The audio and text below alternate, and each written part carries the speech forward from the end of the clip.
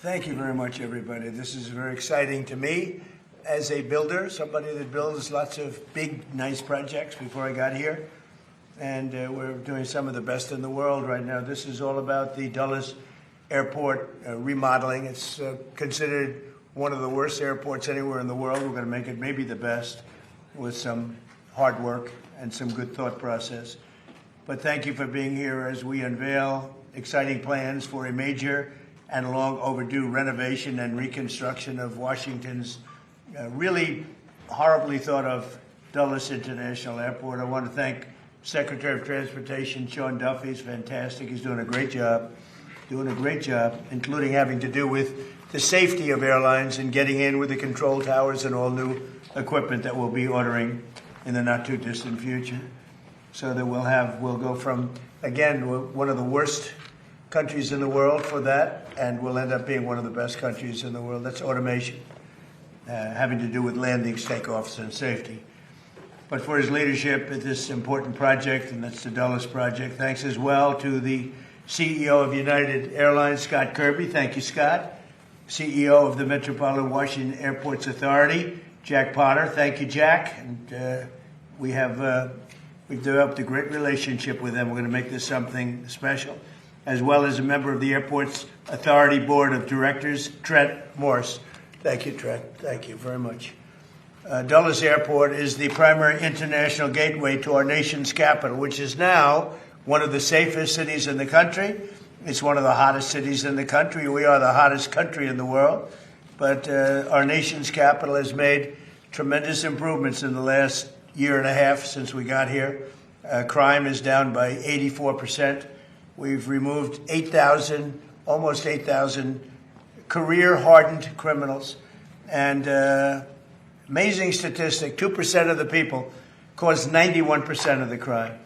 And we can handle that really easily. So they've done, I just want to thank our great National Guard and the Metropolitan Police and others that worked with us. But the job in Washington, everyone's talking about. I can also say, if you look at Memphis, Tennessee, where crime was rampant, and it's down now 71%, and it'll go down still further. And Louisiana, New Orleans, the governor called. He said, we need help. And we gave him help, and the crime is down 72%. And they just finished Mardi Gras, and they said it was the safest Mardi Gras on record. So we have a modernization of Dulles that's sorely needed. Last year's J.D. Power ranked Dulles 23 out of 27. That's a very bad ranking. Large airports nationwide, so it ranks at the bottom of the list, just about the bottom of the list. After an extensive review of more than 30 proposals with the top architects anywhere in the world, and I was involved with Sean and with a lot of other people, actually, but Scott was very much involved, I can tell you. But we are announcing plans to add more than 5 million square feet of new or renovated space. We'll replace the current C and D concourses, which are basic disasters, all the while preserving the iconic original terminal. That is one of the great architects of the world did the original terminal, and it was very, very important that it be left. That's one of the reasons. It was both an asset and a liability. The liability is that nobody wanted to build anything near it, and people had to walk crazy distances, and it's no good, not acceptable. So we've addressed it all, and we have a plan that's going to be phenomenal. But we're going to replace the C&D concourses and preserve the iconic original terminal that first made the airport an architectural landmark. So it's going to be something you can sort of see a little example of it right here. That's your front. On the other side of the street, we're building a massive 9-story, 8-story, 10-story. We're not sure yet, but we're building a parking garage that will be right next to the terminal. You'll walk right across the street, and you'll have a number of glass bridges that will go right into the terminal. Right now, you have to walk so far. You have to walk blocks and blocks to get to the terminal.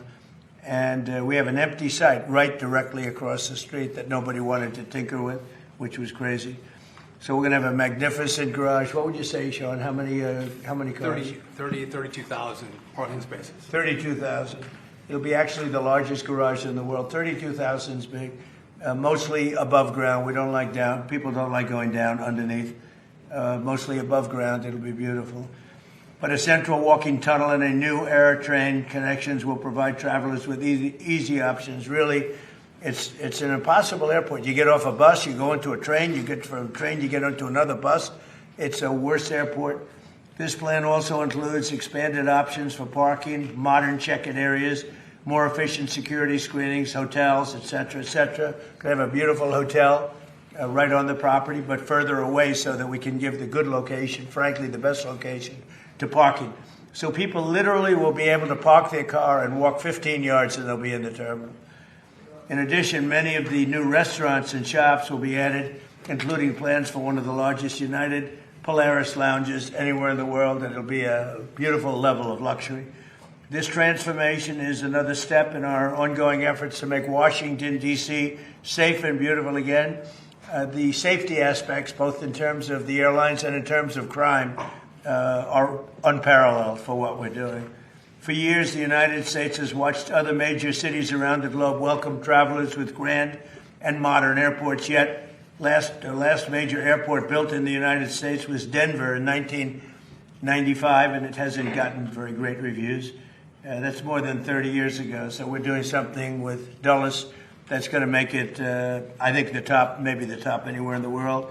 And by the way, Palm Beach is going to be one of the top too. Palm Beach is going to be incredible what the plans are. The people, Joe, and all the people working in Palm Beach that have done such an incredible job. That's going to be an unbelievable airport very shortly. So it's time to ensure that the United States has the greatest airports anywhere in the world, and we're starting right here with the capital city. And you can see just before Sean goes up, if you take a look, this is only showing the terminal in one rung, but you have numerous of them. You have here, here, here, and you have a spine coming. Here's your main entrance.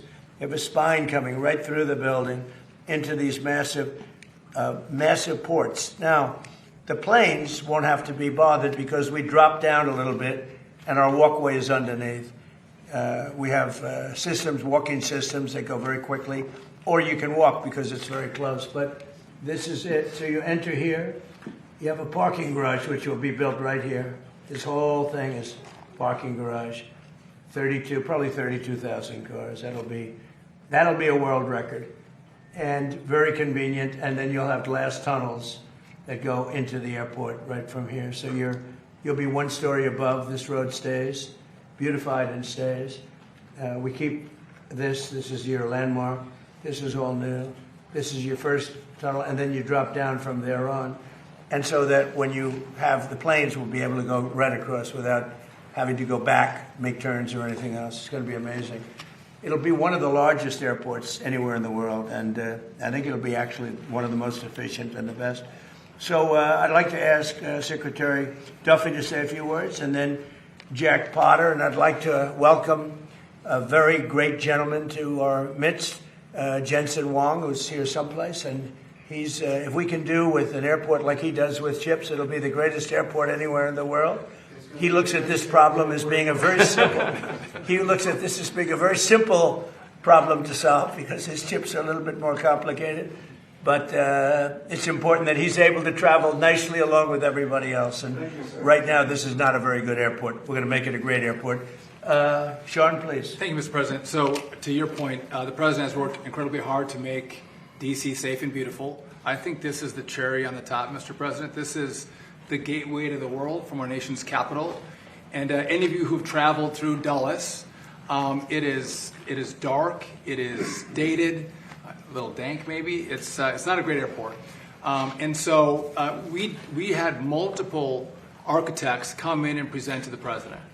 And we are blessed that not only does he give us time to really important matters, but he gave his building skill to take the best of all the designs and come up with this concept. So just if I could quickly point out, we keep the Saarinen building, so that's going to be the foyer, a whole new head house. We are going to get rid of the people movers, Mr. President. So if you don't know what these are like elevated buses. It's kind of like, it looks like it's from Star Wars, if you will. And they're slow and people are angry about them. We are going to get rid of those. We are going to have a horseshoe train system throughout the airport. And as you mentioned, right down the spine of the airport is going to be a walkway. So easy access to all of your gates, fast movement. And what I like the president, he was like, listen, we have to have great parking. So when you pull up to the airport, you have easy access to the concourses, to the terminal. And so I think this is one of the best designs, Mr. President, probably because you actually did it, that you'll see in the country as a whole. We've had this. This is bipartisan, Mr. President.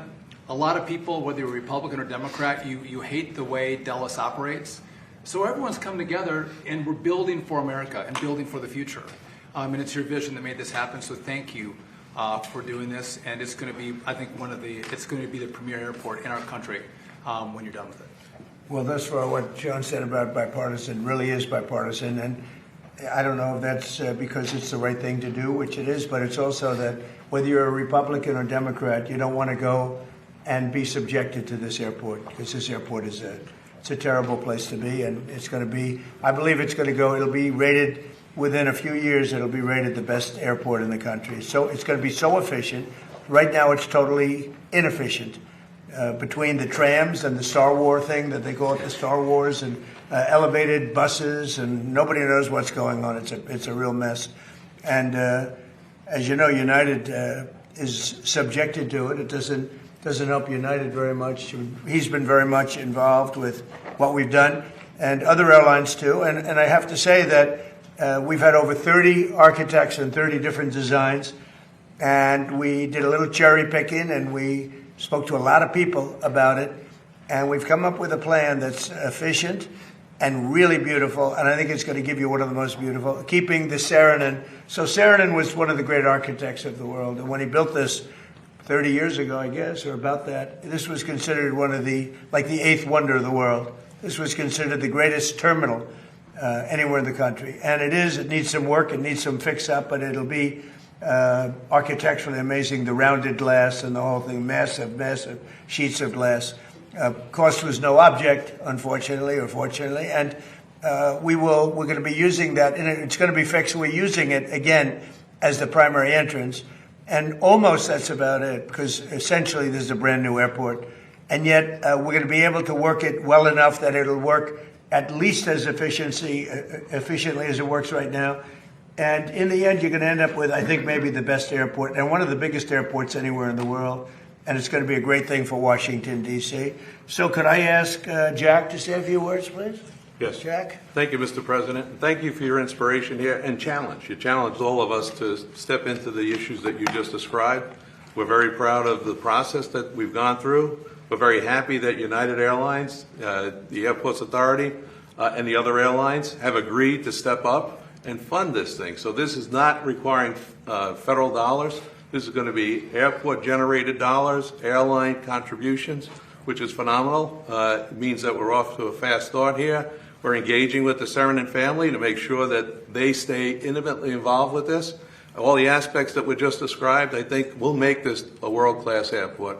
And you challenged us to do this. We're building off of growth, though. I have to tell you, our airport was the fastest growing airport in 24 and 25 of any large airport in the country.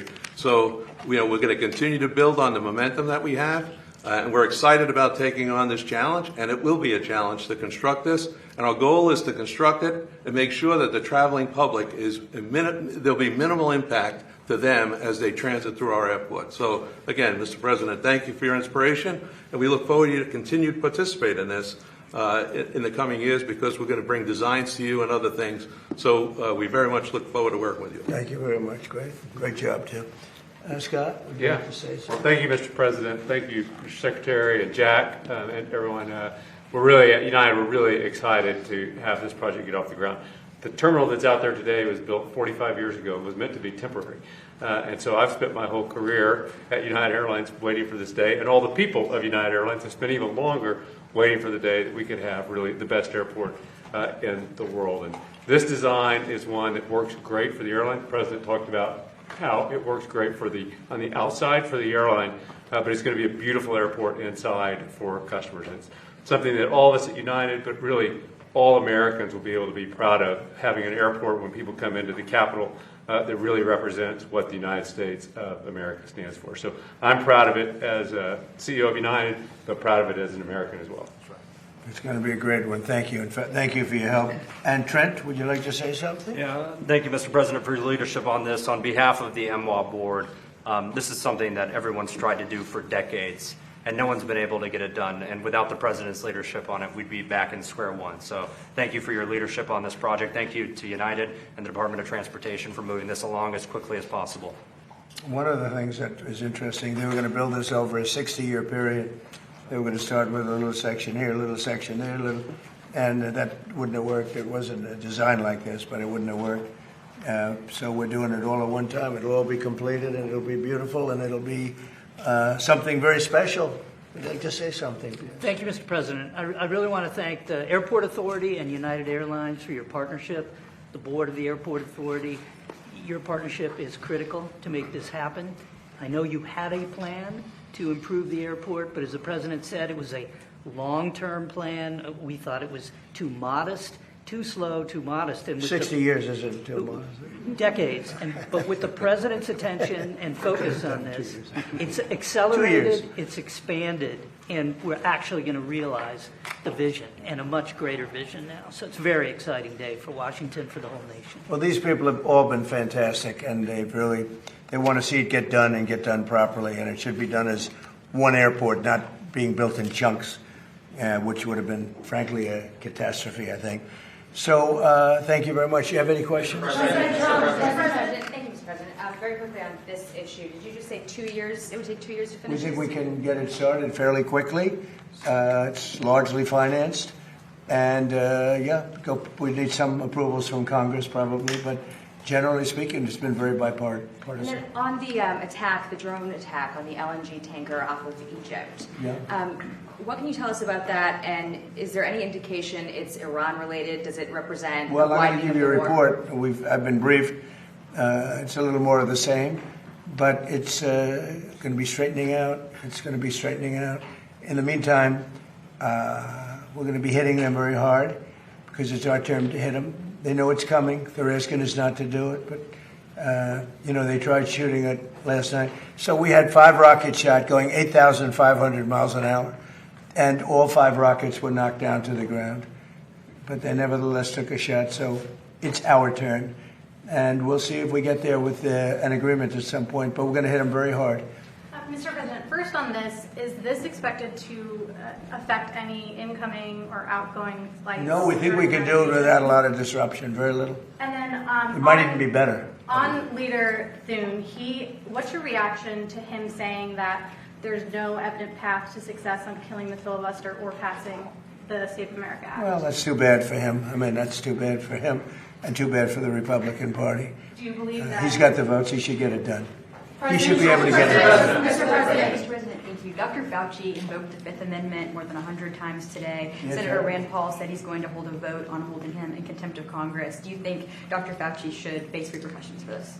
Well, I watched the whole thing today, but more importantly, I was a part of the whole Fauci. I inherited Fauci. He was here from the 1980s, so I had him for a period of time. And I disagreed with him on a lot. I would have had to close down the whole country if I listened to him. I went the Federalist way, which is basically let the governors decide. And generally speaking, the Republican governors did very well. The Democrat governors did not very well. But Fauci wanted to have nobody wearing masks, if you remember, and then everybody had to wear 5 masks, as many masks as you could get. I mean, made a lot of mistakes. And he wasn't a big factor for me. He was a very big factor for Biden. And if you remember, even though we were prime time in terms of that whole disaster of COVID, far people died, fewer in the Trump administration than in the Biden administration. We ran it well. Operation Warp Speed was talked about as being one of the great success stories anywhere in the world, actually. And we did a good job. But many more people died under Biden than died in the Trump administration from COVID. COVID was a disaster, but Fauci did not help. Mr. President, do you think that the DOJ should reopen the investigation into the auto pen, specifically pertaining to Fauci? Well, the only thing you can really think about is the auto pen, because the most powerful thing the president has, they say, is the power of pardon. So he was pardoned by Biden. And I respect that. I know how powerful it is. It's a very powerful They say it's literally the most powerful thing a president has. Now, whether or not I sign my things directly, always, almost everything I sign directly. You're witness to many of them. He signed very few. The only thing I know that he signed was Hunter Biden's pardon, but I'm not sure that he signed. He probably didn't sign this one. So I can't tell you what the law is. I've heard that you have to have a lot of proof. You need to have letters. You need to have all sorts of things that the person operating the auto pen has to know exactly what it's all about. He didn't know what it was about because I saw him testify. So maybe there's something on the auto pen. Other than that, the power of pardon is very powerful. One question briefly on the... what's it? Beth? Thank you. Beth Turner, GB News. We've just heard you talking about another example of American excellence. That's really what this is a project where you're striving to be the best in the world. As a Brit, that's really striking to me. You've had a couple of weeks to get to know our new Prime Minister. Have you spoken to him much? And do you think he is the man to lead us to excellence? Well, he did say one very good thing. He said he's going to open up North Sea oil. If he does that, you're going to be a wealthy country. If he does it reasonably. I was telling Prime Minister Starmer, open up the North Sea. Open it up. You'll be okay. Open it up. They have two problems. They have a huge immigration problem, people coming from all over the world and just camping out in your country. And we've taken a very tough stand. In fact, for 14 months, nobody has come into our country. Zero, which is almost hard to believe, but that's what the report says. Our borders become very strong, and your border is very weak. He's got that problem. And he's got energy problem. He's got windmills all over the place. And anytime you see windmills, you see a failing country. And they're made in China, not used by China, but they're made in China. And you have a thing called the North Sea. And you buy a lot of your energy, as you know, from the North Sea. You buy it from Norway. And Norway gets it from the North Sea. They get their oil from the North Sea. And Norway's got trillions of dollars in the bank, trillions. It sells its oil from the North Sea. And Scotland has a better part of the North Sea. And you have 500, 600, 700 years. You have areas of the North Sea that haven't even been explored yet. You have one of the most valuable oil finds anywhere in the world. And if the United Kingdom would use it, they'd be a wealthy country again. And I tell you what, I could not get Starmer to use it. It was incredible. Every oil company that I meet, and these are all big giants, every person that I know in the oil business said, please, could you open up the North Sea? Could you get them to open it? They're dying to do it. And if you open up the North Sea to the oil companies, Scotland, Ireland, the UK as a whole, but it's right in Aberdeen, Scotland. It's right in Aberdeen. And that would be one of the most vibrant. You know, it used to be called the oil capital of Europe. Aberdeen was the capital of Europe. And now it's, they don't drill oil. And nobody can understand why. You have it's among the finest oil, it's the best oil anywhere on the planet. And it's unbelievable plenty. You don't have to pay Norway triple what it costs them to take out. You have your own oil and gas. If you use the North Sea, the UK will be a really rich country. I cannot get the point across. The new gentleman, when I spoke to him, he said he's going to open up the North Sea. Let's see if that happens. The Fed today voted to keep interest rates unchanged. Are you surprised by that? Are you disappointed in any way with Kevin Warsh? No, Kevin's fantastic, but he's got a board. Fed members? Yeah, Kevin's got a board. He's fantastic. He's a brilliant guy, smart. I know he'd love to see lower interest rates, but he's got a board, and it's a political board, and they want to keep rates up. But we fight through rates. We have the strongest investment ever made in a country, of any country. It was China about 13, 14 years ago. We have far greater, 19.2, even Jensen would say that's a lot. 19, and Jensen's spending a tremendous amount of money by hundreds of billions of dollars. He happens to be in the room. He's spending more than United, actually. Well, he's spending 10 billion, but Jensen's spending hundreds of billions, right? I don't know. That's not a bad business idea.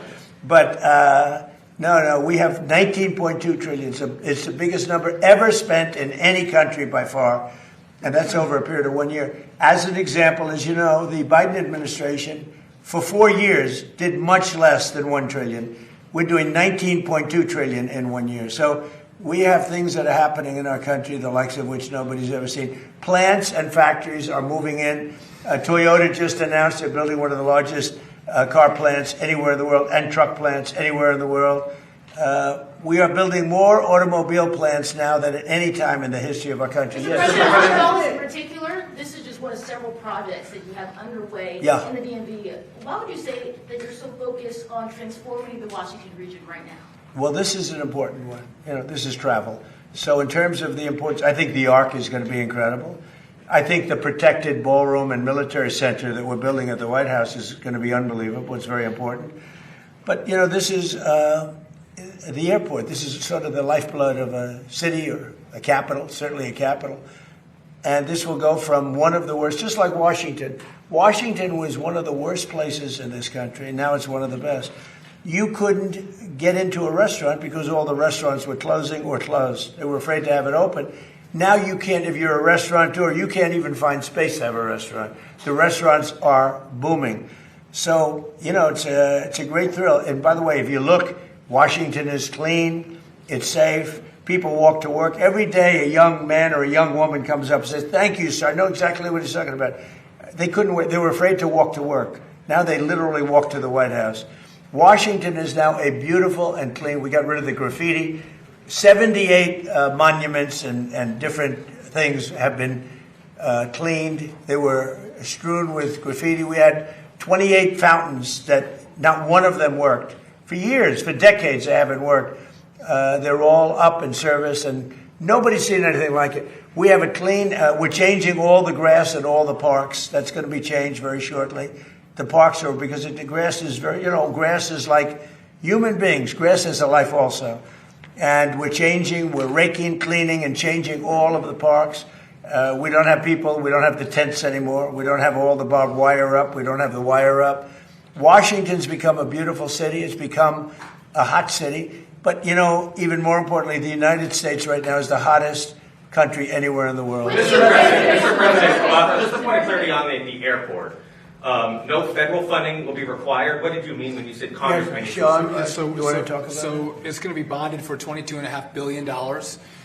United is going to partake in part of the payment, but the airlines who participate in the project are going to pay for it. If I can just make one point of clarification. Yeah, please. We have some permitting we have to do, but we think in the spring, this is both Concourse A. We think we can start construction in the spring of next year. So we're trying to move at the speed of President Trump. It's never fast enough, but we're going as quickly as possible so we can give a deliverable to the American people. And the other thing Sean's doing, which I think is so important, maybe more important, I don't know if it can be more important than this, but he's working on air traffic control. We have an obsolete system. It's 50 years old. You saw the helicopter crash a year ago into a plane. That was a disaster. And things like that would never happen. Bells would have gone off in 4 or 5 minutes before it happened. You would have heard the bells and whistles would have gone off. And a thing like that couldn't have happened if you had proper air control. So what's happened is we're working very hard on getting the finest in the country now, in the world. We've examined the systems of almost every good country in terms of air traffic control all over the world. And we have the best people working on it in the world. And so often you'll see somebody even bunking into each other at an airport. But where planes come too close, where planes, in the case of the helicopter the helicopter hits the plane, we are working on air traffic control to redo the entire system, including the new towers, because the towers are obsolete. You don't think of it. You see a tower and it looks fine. You go into those towers, they're literally falling down. So we're talking about new towers and all new air traffic control, which will give us the safest anywhere in the world. Mr. President, Why do you think Dr. Fauci invoked the Fifth Amendment so many times today when he has the pardon? And what was stopping him from just giving an honest testimony this morning? Well, look, I've never been a big fan of Fauci. Why he did that was very simple. His lawyer told him to. I don't know if he would have been better off not doing it.